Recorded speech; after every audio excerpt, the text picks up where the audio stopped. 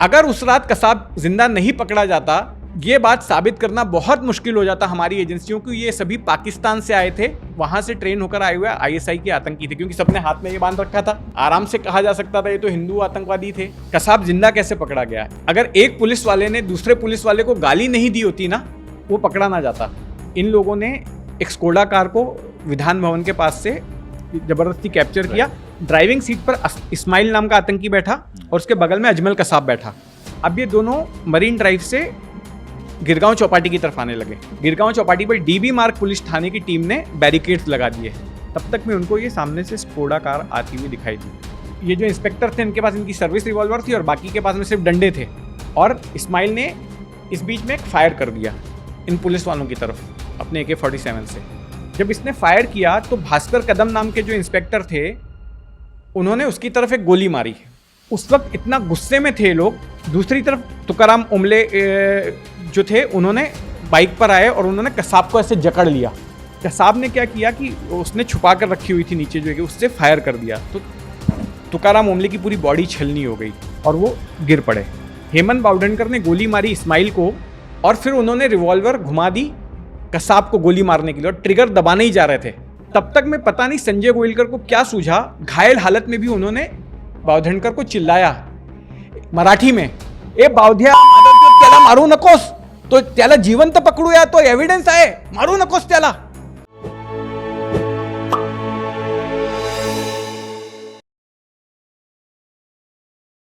आपने extensively 26/11 cover किया है जी। उससे जुड़े आपके कुछ स्मरण, अगर कुछ स्मृतियां हों, और उसमें जो अफसर शहीद हुए उनमें से कुछ अफसर वो थे जो आपके करीबी थे? तीनों ही थे, मतलब ये जो तीन जो कामा हॉस्पिटल वाली गली में शहीद हुए तो तीनों ही मेरे और ये खबर आप कब पहुंची जब तीनों शहीद हो गए? ये नहीं, देखिए 26/11 आतंकी हमला मुंबई शहर में हुआ है, ये खबर मैंने ही ब्रेक की थी। 26 नवंबर 2008 की रात को करीब 9:30 बजे ये खबर मेरे पास आई थी। हुआ ये था कि मैं मस्जिद बंदर जहाँ पर तब मैं रहता था, और आप स्टार न्यूज़ में थे उस समय? स्टार न्यूज़ में था। वहाँ से मैं प्रेस क्लब जा रहा था अपने किसी दोस्त से मिलने के लिए, मोहम्मद अली रोड के रास्ते। तो मैं टैक्सी में बैठा, वैसे ही मुझे मेरे एक इन्फॉर्मेंट का फ़ोन आया और वो एकदम चीख के उसने बोला, जीतू भाई यहाँ पर फायरिंग हो गई है, इधर कोलाबा के लियोपोल्ड कैफे में फायरिंग हो गई है, 2 लोग सबके ऊपर फायरिंग कर रहे हैं और 50 राउंड से ज़्यादा फायरिंग हो गई है, 50 राउंड। तो मैंने 50 राउंड जब सुना, मतलब क्या बात कर रहे हो यार, 50 राउंड? कभी गैंगवॉर में इतनी ज़्यादा गोलियां तो नहीं चली हैं। एक बार दर्शकों के लिए बता दीजिए एक राउंड का क्या मायने हुआ है? एक गोली जो है ना, मतलब 50 राउंड, 50 गोलियां चली हैं, मतलब कि बड़ा वेपन है। बड़ा वेपन है। और अंडरवर्ल्ड में सिर्फ जो जे शूट आउट हुआ था उसमें 500 राउंड गोलियां चली थी 92 में, लेकिन उसके बाद जो भी गैंगवॉर में जो भी शूट आउट्स हुए तो जिसको भी टारगेट करना होता तो 2-4 शॉट्स मारे और भाग गए शूटर वहां से। लेकिन 50 राउंड से मुझे लगा कि मामला कुछ तो गड़बड़ है।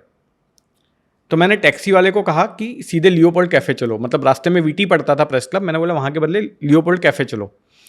और मैंने ओबी वैन और जो नाइट रिपोर्टर था सचिन भिड़े, उसको मैंने सीधे वहीं पर पहुँचने का, वो भी नज़दीक में ही था, वो भी वहाँ पर पहुँच। अब जब मैं लियोपोल्ड कैफे के पास में पहुँचा तो रीगल सिनेमा है वहाँ पर, उसके पहले वहीं से ट्रैफिक जैम हो गया था। तो मैंने टैक्सी वहीं छोड़ दी, उसको पैसा दिया और मैं पैदल दौड़ते दौड़ते लियोपोल्ड कैफे तक पहुंचा। देखा तो वहां पर हर तरफ लाशें पड़ी हुई थी और घायल लोग थे। उनको स्थानीय लोग उठा उठाकर जो भी गाड़ी मिल रही थी उसमें डालकर अस्पताल ले जा रहे थे। हर तरफ खून बिखरा था और जो एम्प्टीज होते हैं, हाँ शेल्स जो है, एम्प्टी शेल्स, वो वहां पर बड़ी मात्रा में पड़े हुए थे और वो बड़े वेपन के थे, मतलब वो पिस्टल वगैरह के नहीं थे। समझ में आ गया कि AK-47, 56 जैसे राइफलों का इस्तेमाल हुआ है, कलिश्निकोव्स का इस्तेमाल हुआ है। तब तक फायरिंग खत्म हो चुकी? हाँ, वहां से हो चुके थे। मैंने चश्मदीदों की बाइट ली, में कैमरा आ गया था। उन्होंने बोला 2 लोग आए थे, उन्होंने फायरिंग की और ताज की तरफ गए। जब मैं तो मैं भी ताज की तरफ गया। जब मैं ताज की तरफ गया तो आप देखेंगे ताजमहल होटल के बाहर सिख दरबान वहां पर मोस्टली रहते हैं। तो जब मैं फ्रंट गेट से मैं एंट्री करने लगा तो पूरा सन्नाटा था, कोई था ही नहीं आदमी वहां पर। मैंने खुद ही दरवाजा ऐसे खोला, दरवाजा खोला, सामने रिसेप्शन था। सन्नाटा कि आपको दरवाजा खोलना? हाँ, कोई आदमी नहीं था वहां पर। मैंने दरवाजा से खोला, ताज के मेन गेट का, जो गेटवे के सामने का जो गेट था, सामने रिसेप्शन था, रिसेप्शन खाली पड़ा हुआ था।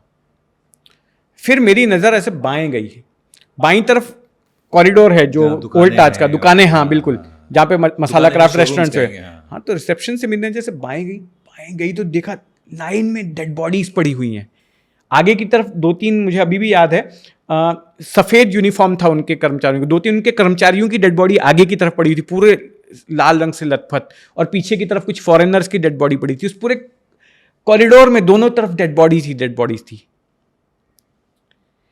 मैं तब तक में मुझे फोन आया कि सीएसटी पर भी फायरिंग हो गई है, ओबराय होटल में भी फायरिंग हो गई है, ऐसे। तो मैं समझ गया कि this is a terrorist attack, this is not a gang war, और मैंने वो खबर ब्रेक कर दी सीधा।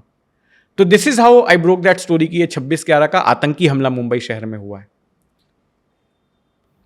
आप क्या कसाब का से आमना सामना हाँ, हुआ? कसाब से मेरा मतलब मैंने वो ट्रायल कवर किया, तो कसाब को तो मैंने कई बार देखा जो है कोर्ट में ट्रायल के दौरान, लेकिन उस रात को नहीं हुआ कसाब के साथ आमना सामना।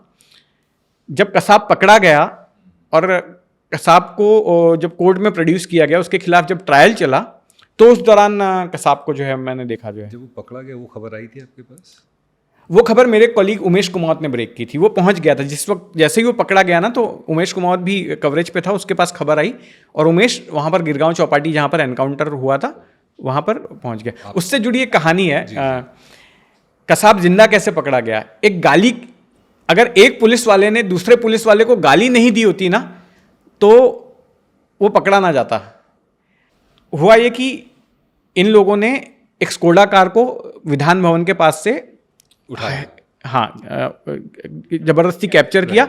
अंधेरी में एक होटेलियर है अंधेरी ईस्ट में, उसकी वो कार थी, उसको गन पॉइंट पे उसको खाली कराया, और कि मारा हमारा नहीं उसको भी बिल्कुल, और ड्राइविंग सीट पर इस्माइल नाम का आतंकी बैठा, और उसके बगल में अजमल कसाब बैठा, और ये लोग जो है मरीन ड्राइव की तरफ जाने लगे। इस बीच में कंट्रोल रूम से पूरे शहर में मैसेज पहुंच गया था कि इन्होंने पुलिस की एक कॉलेज को हाईजैक किया था और विधान भवन की तरफ गए। विधान भवन के आने के बाद इनके टायर पंक्चर हो गया कॉलेज का, तो फिर इन्होंने स्कोडा को हाईजैक किया। अब ये दोनों मरीन ड्राइव से गिरगांव चौपाटी की तरफ आने लगे। गिरगांव चौपाटी पर डीबी मार्ग पुलिस थाने की टीम ने बैरिकेड्स लगा दिए हैं, और वहां पर कोई वाहन नहीं आ रहा था। तब तक में उनको ये सामने से स्कोडा कार आती हुई दिखाई दी, तो इन्होंने उसको रुकाया। वहां पर हेमंत बावधनकर नाम के इंस्पेक्टर थे, संजय गोयलकर नाम के एक इंस्पेक्टर थे, भास्कर कदम नाम के एक इंस्पेक्टर थे, और कुछ कांस्टेबल्स थे, और एक वहाँ के सीनियर पीआई थे, नागनाथ या उनका कुछ इसका सरनेम मुझे याद नहीं आ रहा है, वो थे वहाँ पर। ऐसे कुछ 7-8 पुलिस वालों की टीम थी। उनके पास सिर्फ ये जो इंस्पेक्टर थे, इनके पास इनकी सर्विस रिवॉल्वर थी, और बाकी के पास में सिर्फ डंडे थे। तो जब इनको रुकाया तो इनको कंफ्यूज करने के लिए इस्माइल ने क्या किया, फुल लाइट ऑन कर दी, और वाइपर जो है चलाने लग गया, उससे पानी छोड़ दिया जो है, और तुरंत यूटर्न लेने की कोशिश करने लगा। और इस्माइल ने इस बीच में एक फायर कर दिया इन पुलिस वालों की तरफ अपने AK-47 से। जब इसने फायर किया तो भास्कर कदम नाम के जो इंस्पेक्टर थे, उन्होंने उसकी तरफ एक गोली मारी।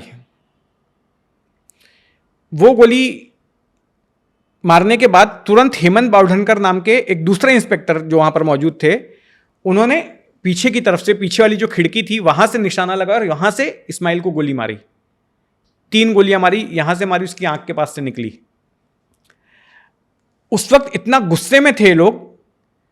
दूसरी तरफ तुकाराम ओमले जो थे, उन्होंने बाइक पर आए और उन्होंने कसाब को ऐसे जकड़ लिया। यहां पे दाहिनी तरफ ये फायरिंग चल रही थी, इस्माइल के ऊपर गोली चल रही थी। दूसरी तरफ तुकाराम ओमले ने, जो बगल में बैठा हुआ था कसाब, उसको पकड़ लिया। और कसाब ने क्या किया कि उसने छुपा कर रखी हुई थी नीचे जो है, उससे फायर कर दिया। तो तुकाराम ओमले की पूरी बॉडी छलनी हो गई और वो गिर पड़े। और एक गोली उस साइड में, कसाब वाली साइड में इंस्पेक्टर संजय गोयलकर थे, उनको भी घिस के गई। वो भी गिरे गोली लगने के बाद, लेकिन वो उठे। जब वो उठे तो देखते हैं कि दाहिनी तरफ हेमंत बावधनकर ने गोली मारी इस्माइल को, और फिर उन्होंने रिवॉल्वर घुमा दी कसाब को गोली मारने के लिए, और ट्रिगर दबाने ही जा रहे थे। तब तक में पता नहीं संजय गोयलकर को क्या सूझा, घायल हालत में भी उन्होंने बावधनकर को चिल्लाया मराठी में, ए बावध्या, त्याला मारू नकोस, तो त्याला जिवंत पकडूया, तो एव्हिडन्स आहे, मारू नकोस त्याला। मतलब कि बावध्या, प्यार से बावध्या बोल, बावधनकर को, उसको मारो मत, उसको जिंदा पकड़ो, एविडेंस है वो। और फिर बावधनकर ने गोली नहीं मारी और फिर डंडों से कांस्टेबलों ने पिटाई विटाई करनी शुरू कर दी, कसाब को जिंदा पकड़ लिया गया। अगर उस रात कसाब जिंदा नहीं पकड़ा जाता तो यह बात साबित करना बहुत मुश्किल हो जाता हमारी एजेंसियों को, ये सभी पाकिस्तान से आए थे, ये सभी वहां से ट्रेन होकर आए हुए आईएसआई के आतंकी थे, क्योंकि सबने हाथ में ये बांध रखा था। आराम से कहा जा सकता था ये तो हिंदू आतंकवादी थे या आतंकवादी नहीं किसी और संगठन से जुड़े हुए थे और ये सब कर रहे थे। उन्होंने अपने आई कार्ड्स भी जो है हिंदू नामों के बनवा रखे थे। वो कसाब जिंदा पकड़ा गया, और जिंदा पकड़ा गया क्योंकि इसने गाली दी अपने साथी को। What presence of mind. ऐसी, जबकि उसको खुद गोली लगी हुई है। और ये कितने बड़े हीरो हैं ये भाई, इनकी वजह से डिप्लोमेटिकली भी हमने कितनी जीत हासिल की। बिल्कुल। और कसाब ने उसी रात, आपने वो वीडियो देखा होगा कि कसाब बेड पे पड़े हुए वो पूरा कुछ कहानी सुना रहा है, नरेट कर रहा है कि कैसे क्या हुआ था। उसी रात उसने पूरी कहानी जो है सुना दी, और उसकी वजह से ये भी आसान हो गया कि बाकी के जो सर्वेलेंस वगैरह करना था या बाकी की जानकारी जुटानी थी वो सब भी पॉसिबल हो पाया। अगर कसाब भी उसी रात मर जाता। इतना सारा कुछ जीवन में होता है, इतना कुछ देखते हैं आसपास होते हुए, अफेक्ट नहीं करता। अगर मैं इस पर्टिकुलर घटना की बात करूं, मैं आपको एक इससे जुड़ी छोटी सी चीज बताता हूं। मैं 3 साल तक ताज होटल के आसपास नहीं जा पाया, मेरा कोई लेना देना नहीं। मैं एक बार गया था और मुझे वो विजुअल देख के मतलब रोना निकल गया कि ये वही जगह है जहाँ पर इतने सारे लोग मरे थे और ये हमारी हार का प्रतीक हो गया है। आपने तो देखा। विजय जी, मैं आपको क्या बताऊं, मतलब आई थिंक मेरे पूरे पत्रकारिता के करियर में जो है ना, सबसे दुखद अगर मैंने कोई घटना कवर की तो 26/11 का हमला था। और इस हमले से जुड़ी एक याद है जो हमेशा कचोटती है और जिसको मैं याद करता हूं तो आज भी दुखी हो जाता हूं और सिहर उठता हूं। जब वो हमला शुरू हुआ, जब मैंने आपको ये इंसिडेंट बताया कि जब मैं ताज के रिसेप्शन के अंदर घुसा और फिर वहाँ से हमने शॉट्स लिए, और मैं, हमारे पास में ओबी वैन पार्क की थी, वो मैंने वहाँ से फीड किया। उसके थोड़ी देर के बाद मैं देखता हूँ कि होटल के अंदर से गोली चलने की आवाज़ आ रही है, और होटल के खिड़कियों से एक महिला और उसके 2 छोटे छोटे बच्चे वो चीख रहे हैं। मैं नीचे हूं, ऊपर 6th फ्लोर पे, मैं नीचे से रिपोर्टिंग कर रहा हूं। 6th फ्लोर से आवाज आ रही है, बचाइए बचाइए, please save us, help us, please save us, बचाओ बचाओ, प्लीज सेव अस। छोटे छोटे बच्चे और वो महिला चिल्ला रही थी, उनकी चीखें आ रही थी, लेकिन कोई अंदर नहीं घुस सकता था क्योंकि अंदर लगातार शॉट्स की आवाज आ रही थी, गोलियां चलने की आवाज आ रही थी। कोई अंदर जाने को तैयार नहीं था। थोड़ी देर के बाद उसी 6वें फ्लोर से आग की लपटें दिखाई देती हैं, धुआं निकलना शुरू हो जाता है। वो विजुअल्स अभी भी स्टार न्यूज़ की लाइब्रेरी में होंगे। धुआं धुआं धुआं, आग की लपटें हैं। वो आवाज़ आनी थोड़ी देर में बंद हो जाती है। 3 दिन के बाद, यानी कि 29 नवंबर की सुबह 8:30 बजे जब वो हमला खत्म होता है, जब आखिरी आतंकी मारा जाता है एनएसजी के द्वारा, उसके बाद जब एक एक कमरे को चेक किया जाता है तो उस कमरे से इस महिला और उन दोनों बच्चों की लाश मिलती है। और ये लोग जल के नहीं मरे होते हैं, इन लोगों ने अपने आप को एक बाथरूम में बंद कर लिया होता है और दम घुटने से मर गए होते हैं।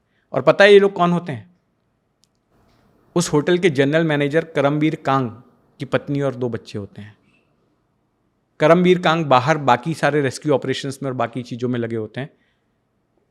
वो अपनी फैमिली के साथ उसी कमरे में रह रहे थे, वहीं पर उन्होंने अपना घर बनाया हुआ था। ये उनकी वाइफ और उनके बच्चे होते हैं जो उस हमले में इस तरह से मारे जाते हैं। आज भी वो चीखें, वो गूंज आज भी मेरे कान में जिंदा है। और दूसरा कि मैं लगातार जो वहां पर कॉन्टिन्यूस मैंने जो कवरेज किया था 59 घंटों तक, जिसमें मैंने किताब भी लिखी, हर रह रहकर गोलियां चलने की जो तड़तड़ाहट थी ना, तड़तड़ जो आतंकी चलाते थे या एनएसजी के कमांडोज चलाते थे, फिर बीच बीच में हथगोले फेंकने पे धमाके की आवाज आती थी, करीब 1 महीने तक मैं सो नहीं पाया ठीक से। मैं जब भी सोता था ना, यही सारी आवाज़ें गूंजती थी। मैं रात को 2 बजे 3 बजे जग जाता था, ये सब आवाज़ें आती थी कान में। ये महीने भर तक चला, धीरे धीरे वो कम हो गया और ख़त्म हो गया। लेकिन हमले के बाद कम से कम महीने भर तक वो ट्रॉमा कहीं ना कहीं मेरे अनकॉन्शियस माइंड में था, जो मुझे सोने नहीं देता था।